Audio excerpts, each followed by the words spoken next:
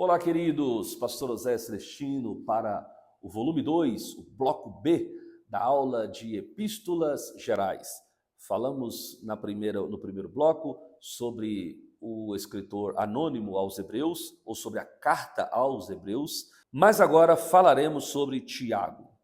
Na apresentação da epístola, o próprio autor se apresenta como Tiago, servo de Deus e do Senhor Jesus Cristo. Uma antiga tradição cristã do primeiro século afirma que Tiago, assim como Judas, que nós vamos falar daqui a pouquinho, era um dos filhos de José e Maria, portanto, irmãos de Jesus Cristo. O fato, está lá, vê Mateus capítulo 13, versículo 55, Marcos 6:3, Gálatas 1:19. O fato de Tiago ter sido mencionado primeiro na lista dos irmãos de Jesus em Mateus 16:55 pode ser uma constatação de que ele era o mais velho dos meio-irmãos. Logo depois de Jesus vinha o Tiago. Com os outros meio-irmãos do Senhor, Tiago não se tornou discípulo de Jesus logo no início. Ver lá em João capítulo 7, versículo 3-5. Não obstante, depois que Jesus ressuscitou, Tiago foi uma das pessoas a quem Jesus apareceu como um ser ressuscitado. Ver 1 Coríntios capítulo 15, versículo 7. Tempos depois, Tiago tornou-se um dos apóstolos. Inclusive, um dos mais importantes apóstolos. Se você ler Atos dos Apóstolos, por exemplo, você vai perceber claramente que a igreja de Jerusalém, que estava sob a liderança de Pedro nos primeiros anos, lá na frente, essa liderança passa para Tiago. Lembre quando Pedro estava tendo uma amizade mais próxima com os gentios em Antioquia, e Pedro está ali com Paulo e com os outros gentios, e desce uma comitiva de Jerusalém liderada por Tiago, irmão do Senhor. Pedro se afasta dos gentios. Foi nesse momento que Paulo teve uma discussão importante com Pedro, repreendeu-o na cara, porque ele era repreensível, dizendo: olha, até então você estava com os gentios, agora que vieram o pessoal de Jerusalém, o pessoal da circuncisão, você se afasta deles.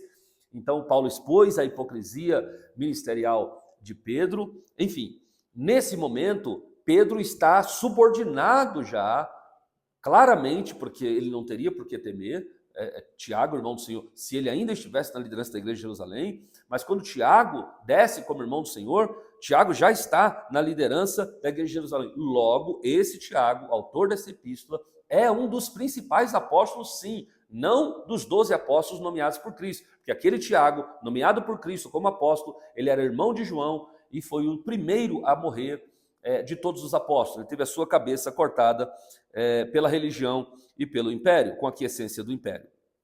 Então vejamos, não obstante depois que Cristo ressuscitou, ele foi um dos principais apóstolos. Como líder na igreja, então veja, tempos depois, Tiago tornou-se um dos apóstolos, de acordo com os primeiros escritores cristãos, o primeiro bispo da igreja em Jerusalém. Ver Atos 12, versículo 17, capítulo 21, versículo 18, Gálatas 1:18, capítulo 19, versículo 2 e 9. Como líder na igreja, ele teve um papel essencial no concílio realizado em Jerusalém, em que discutiram os embates entre os aspectos da lei e da graça. Está lá em Atos 15, a partir do versículo 12 e 13, você encontra isso. Mesmo tendo parentesco com Jesus, Tiago mostrou humildade ao apresentar-se não como irmão, mas como servo de Jesus. É assim que ele se apresenta na sua carta. Pedro, ao que parece, cedeu o seu lugar de honra a Tiago, voltando a ser um apóstolo auxiliar das igrejas emergentes. Não sabemos onde nem quando Tiago escreveu essa carta. Como Tiago morava em Jerusalém e cuidava dos assuntos da igreja local, é provável que ela tenha sido escrita nessa área e nessa época aproximadamente, algo em torno de 50 anos depois de Cristo. Se a sua carta foi realmente escrita antes da conferência de Jerusalém, ela foi uma das primeiras cartas do Novo Testamento. A Epístola Universal de Tiago foi classificada como literatura de sabedoria, semelhante ao livro de Provérbios do Velho Testamento. O texto da carta também contém explicações e discussões teológicas muito importantes. O próprio Lutero se recusou, a princípio, traduzir para o alemão, pois ele divergia dessa ideia da salvação, ou melhor, das obras e da graça, né? Tiago falou muito sobre as obras e colocou as obras como um elemento que andava junto com quem tinha a fé. Então, Lutero teimou em discutir essa carta, incluir essa carta no Novo Testamento, porque ele julgava que ali dava a ideia de que a salvação era pelas obras. Não foi isso que Tiago disse. As próprias palavras de Tiago explicam o seu pensamento acerca da salvação pela fé, mas que as obras deveriam andar juntas com aqueles que têm a fé em Cristo Jesus.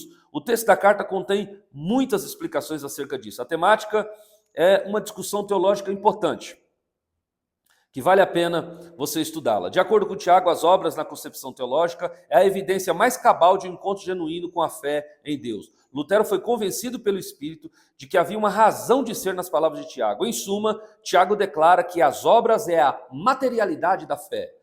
Tens tu fé? Sim, então mostre-me pelas obras. Você só pode expressar a sua fé no mundo real se você tiver obras que identifiquem a sua fé. E sem estas obras, a suposta fé é morta, palavras de Tiago. Primeira e segunda epístolas de Pedro. O autor dessas epístolas é Pedro, o apóstolo de Jesus Cristo. Está lá, ele apresenta isso em 1 Pedro, capítulo 1, versículo 1. Pedro era conhecido originalmente como Simeão ou Simão. Está lá, 2 Pedro, capítulo 2, versículo 1. Um pescador de Cafarnaum, escolhido para apóstolo e depois para pastor e líder da igreja primitiva. Jesus fez essa escolha logo após ele ter ressuscitado ali na praia, cerca de 10 dias depois da sua ressurreição. O Senhor também escolheu ele para portar as chaves do reino na terra. E te darei as chaves do reino dos céus, e tudo o que ligares na terra será ligado no céu, e tudo o que desligares na terra será desligado no céu. Ele escreveu de Babilônia, 1 Pedro 5,3, provavelmente uma citação que simbolizava Roma, né? Porque nessa época Roma já era espiritualmente a Babilônia de seu tempo.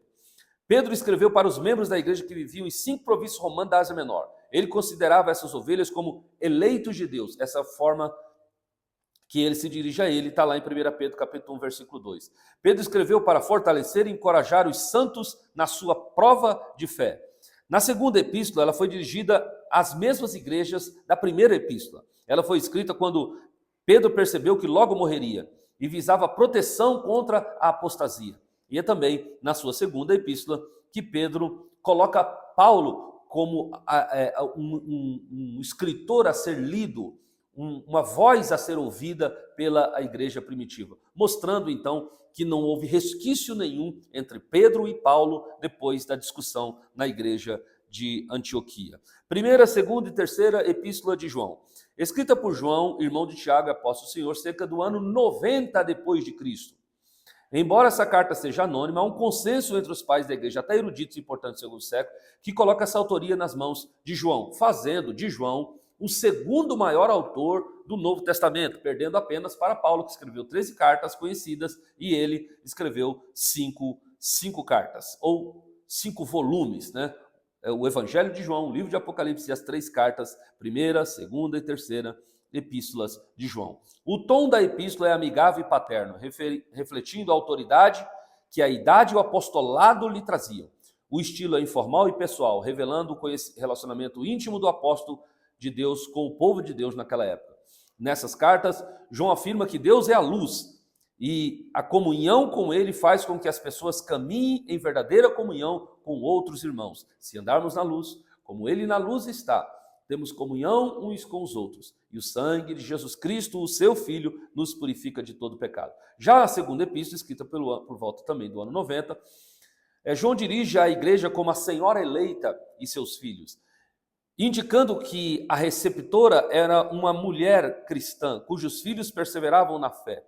Segundo João, se preocupa com a relação da verdade cristã com a hospitalidade, estendida àqueles mestres que viajam de igreja em igreja pregando o evangelho. Normalmente se abusavam de tal hospitalidade. Os falsos mestres, provavelmente do mesmo grupo que é tratado em 1 João, estavam confundindo a comunhão dos crentes. Portanto, João deu instrução sobre quais mestres itinerantes eles deveriam acolher e quais os mestres que eles deveriam recusar. Já na sua terceira carta, escrita por volta do ano 90, João se autodenomina como o ancião, sugerindo que ele era o mais velho entre os cristãos e que o seu conhecimento pessoal da fé ia muito além deles. Nessa carta, genuínos mestres da verdade estão fazendo um circuito de igrejas. Na carta anterior, João proibiu a Diótrefes, uma pessoa dominante em suas igrejas, se opôs à autoridade de João. Então, João fala sobre isso. Além disso, ele recusou a hospitalidade aos missionários viajantes e os proibiu de outros de recebê-los, excomungando-o como eles o faziam.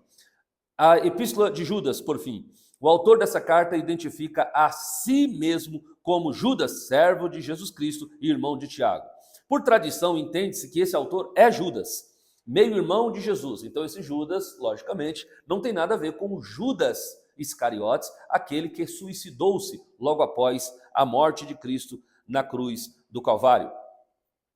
Não temos indicação quanto ao ofício que Judas possuía no ministério, mas a própria epístola sugere uma posição de autoridade que o qualificava a escrever cartas para aconselhamentos. É provável que tenha sido redigida entre o ano 40 e o ano 80 depois de Cristo. Esse espaço grande entre quando ele escreveu a carta mostra como era difícil datar a sua carta.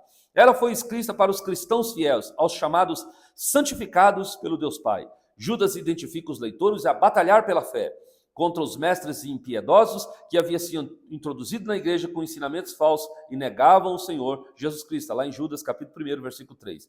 Apesar de ser um dos livros mais curtos do Novo Testamento, a Epístola de Judas contém informações exclusivas. Primeira delas, Judas fala sobre anjos que não guardaram o seu estado original, que estão presos. Então ele fala sobre uma casta de principados angelicais demoníacos que estão presos, porque se estivesse solto, destruiriam cidades inteiras. Eram anjos muito poderosos. E eles estão reservados em prisão para aquele dia, que é o dia lá da grande tribulação. Ele também fala sobre o confronto entre o arcanjo Miguel e Lúcifer, quando eles debatiam acerca ou a respeito do corpo de Moisés. Lembra que Moisés subiu no monte, teve uma conversa com Deus, depois é Deus que desce para falar com Josué, Moisés é morto e sepultado no monte. Satanás queria muito saber onde estava o corpo de Moisés, por uma razão muito clara. Israel tinha uma tendência à idolatria. Se Satanás soubesse aonde estava o corpo de Moisés, muito provavelmente ele transformaria o lugar do corpo de Moisés num lugar onde as pessoas iriam lá para fazer as suas romarias. Então, Miguel e Lúcifer tiveram uma discussão sobre isso, e o arcanjo Miguel não ousou proferir palavras de maldição contra Lúcifer, apenas lhe disse: o Senhor te repreenda. E também há nessa carta de Judas, na epístola de Judas, uma profecia feita por Enoque a respeito da segunda vinda de Cristo, lá nos versículos 14 e 15 da sua carta, que só contém um único capítulo. Então são essas as explicações das epístolas gerais, as cartas que começaram a circular na igreja primitiva, que o Espírito Santo, por bondade, guardou essa carta para que ela chegasse até os nossos dias, para que tivéssemos conhecimento dela. Deus abençoe a sua vida, e na próxima aula faremos a introdução ao livro do Apocalipse, querendo Deus. Deus abençoe a sua vida e até lá, em nome de Jesus.